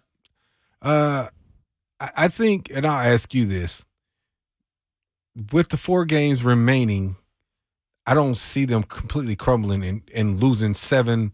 We were 3 games, losing 7 games in a row. I don't see that happening. Right. I don't I don't see that. I feel like they have enough talent on this team that they're going to win several of these last 4 games. Whether they go 2-2, 3-1, that remains to be seen. I think they win at least 2 of the last 4. Which 2, we'll see. We can make our guess based on record and based on what's going on. But I'm not even going to do that. But with that being said, I've always said this, and we've been saying it on this show. Once you just get in the tournament, because anything can happen. You get hot at the right time. If you look at the record of what the Bengals had last year going to the playoffs, they weren't the number 1 seed. Obviously, the Titans were. What I'm saying is, it just got to be playing well in the right time and trending in the right way at the right time. And I think from a fan's perspective, at least right now, what we're seeing is the Titans are not showing evidence of that trend. Right. They're not showing the evidence of a team trending towards being ready for the playoffs. They're actually looking like they're going the opposite way, like they're going backwards right now. We were 7-3 just 3 weeks ago. Exactly. So I think that's the hesitation fans are having right now, at least part of it. Absolutely right. 615-737-1045 is the number tonight if you want to jump in. We go next to Kenny on line 1, joining us tonight on Titans Talkback. Hey, Kenny. Hey, Dr. Dyson and Will, thanks for taking my call. Yes, I'll sir. be really quick. I know you got guys on the line waiting to get in. First off, I want to say I got my 11-year-old son here with me, and one of the biggest thrills I've ever gotten with having a kid is you want to have that relationship where you can take your son to the Titans game. Took him to his first Titans game last year, and he has been absolutely hooked. So having that father-son time that we can bond and talk about the game during the game and see him riling up the crowd is just amazing. So nice. Hats off to the Titans for that. Love it. 2 quick points. One, offensive line. Dr. Dyson, I'm going to echo what you said about Tannehill not trusting his offense. Totally agree with you. If you look at the 2 drives that the Titans scored on, they brought in Clark to actually help on that offensive line. A lot of times they put him on Dennis Daly's side, but a lot of times they put him on the other side. And I think they have that offensive lineman because they understand that he is a liability. So he's, putting extra help out there for Tannehill because I just don't think they trust Daly enough, but they have no other options. Yep. And my second point is the playoffs. What do we do as Titans fans every year? We're waiting to back in the playoffs. We have to wait till the last game to get in. We have to have somebody lose and us win to get in. I think this year, guys, we're at an interesting point as far as the playoffs because we can't get higher than that 4th seed right now. All the other teams are so much better than us. We have an opportunity to get in the playoffs and kind of rest some guys that need to be rested, such as a Ryan Tannehill or a big Jeff Simmons, who's playing on a hurt ankle and has given everything he has with a contract year. So, again, I don't want to wait till the last game of the season to back in the playoffs and hoping somebody loses. I want to go ahead and get that and get these guys some rest. But I appreciate y'all taking my call, letting me get on the air. And, again, go Titans, tighten up. We need you fans, especially we got this home playoff game coming up. Tighten up. Thanks, Kenny. Yeah, it's a good point that you really had a luxury today if you were able to win, that you were speeding towards being able to rest guys late on in the season. And that luxury every single week is leaving you. Yeah, absolutely, Will. That was a great call and great point. Kind of been overlooked by myself anyway. We've been talking about the health of the Titans in a different aspect of it and not even necessarily thinking of that fact of being able to be healthy going into that stretch run, that tournament. That's when you want to be your most healthiest as you can be at that point, right? And right now, man, it is rough. But, again, we can nitpick this all day long. We still have opportunity to win the division, which I still feel like I've been saying that. I hold true to it.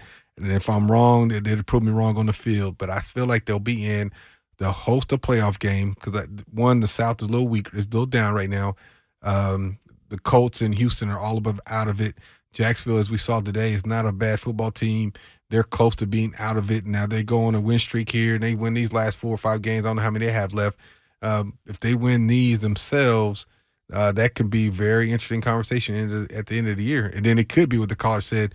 We had to win that last one to solidify the South. But the main thing is just get in the tournament. Beauty of it is Jacksonville hosts the Dallas Cowboys next week. So while you're obviously cheering hard against Dallas when they come to Nissan Stadium on Thursday Night Football on December the 29th, you need them to do you a solid next Sunday. Just make sure your Titans have that little cushion to win the division. All it takes at this point is one Titans win or coupled with two Jacksonville losses, two Titans wins compared with one Jacksonville loss. Your magic number is 3. Yeah. Over the Jacksonville Jaguars, and it's 2 with Indianapolis. So one win and one loss for Indy, and they're out in the AFC South, and you really just need a combination of 3 times of those 2 things, Titans winning and Jags losing, in order to win the AFC South. Ricky in Murfreesboro is up next tonight on Titans Talkback here on The Zone. What's going on, Ricky? Yes, I just wanted to give a shout-out to Tannehill. A lot of people give Tannehill a hard time and so forth, but when he threw that interception, he made a tackle that the quarterbacks weren't supposed to make. You don't think of the quarterback or kicker as being very defensive-minded, but he went all out to stop that interception that just happened and so forth. And I just want to give, if you're a Titan fan, you got to be with them through the good, bad, and the ugly. And I'm proud of them, proud of Tannehill, proud of Vrabel and the whole team. And if we get into the playoffs, make your mistakes now, get in the big show, and then do it. So, yeah, absolutely. Thanks for the call, Ricky. Appreciate it. It's a good point. Yep. We've seen him do that quite a bit, make some good tackles on those plays. Athletic guy. Oh, he doesn't give up on a play. He's one of those quarterbacks to go get it back, man. Not like the infamous Cam Newton play in the Super Bowl. Yeah, back in 2016. Ball was sitting right there, ball sitting right there, just watched it. Yeah. Doug is in Nashville, or you can join us at 615-737-1045. Hey, Doug. Yes. How you doing, man? Hey, thank you guys for taking my call. Yep. Dr. Dyson, you came across with a good point a minute ago. What offense out there is exactly what you think would be impressive to the Titans? Well, I'm proposing this right here. What position, minus Mike Keith and Coach Vrabel, is solid with the Titans? I mean, player, strengthening coach, DC, OC, defensive back. What out there is impressive to somebody else? Yeah. That they may be snooping around our door, because if you don't have anybody that nobody else wants, that says a lot. There you go. Thanks, Doug. I think that guy goes by the name of Derrick Henry, the guy that everybody else wants. Yeah. I mean, Derrick Henry, Jeffrey Simmons. I was going to say Big Jeff, probably Kevin Byard. David Long. Probably. But honestly, those are the difference makers on this team and on each side of the ball. And Mike Vrabel says it all the time. And he said it after one of the wins early in the season. He said, the difference between us and everyone else is we have a Derrick Henry. Yeah. That's it. But you notice we named players. We he did. was talking about personnel. Exactly. Staff. Yeah. Now, that same conversation. Who? Outside of Mike Vrabel? Don't know. I don't know. I mean, Shane Bowen has had some looks to be a head coach candidate, but I think Mike Vrabel is the list there for sure. I would agree with that. Well, we are just about out of time here on Titans Talkback, but first, before we get out of here, we give you our Eurofix look ahead, and we look ahead to next week's opponent in the look ahead presented by Eurofix, and we remind you that Eurofix repairs everything European that you drive and below dealer pricing. ASE certified technicians, a local company that has serviced Middle Tennessee for over 2 decades. Visit eurofixonline.com. Next week, the Titans head back on the road. They visit the Los Angeles Chargers in SoFi Stadium. 3:25 kickoff. Award-winning Titans countdown begins at 2 o'clock here on Titans Radio. And that is our look ahead presented by Eurofix. And one of the best quarterbacks in the league awaits you next week in Justin Herbert. It's about the same situation as you just had with Jacksonville, a team that has been right there at the cusp of winning a lot more games than what they've won this year. Talented quarterback, a defense that relentless gets after you. You got to come ready to play. You can't go give up the big plays, can't turn the ball over to give yourself a chance to win. Certainly will be a big challenge in SoFi Stadium. You hope for a similar result that you had last time when you beat the Los Angeles Rams out there in sunny Southern California. But we will be back at it again post-game next Sunday night, recapping another big matchup for these Tennessee Titans looking to get back in the win column and end the first 3-game losing streak for this franchise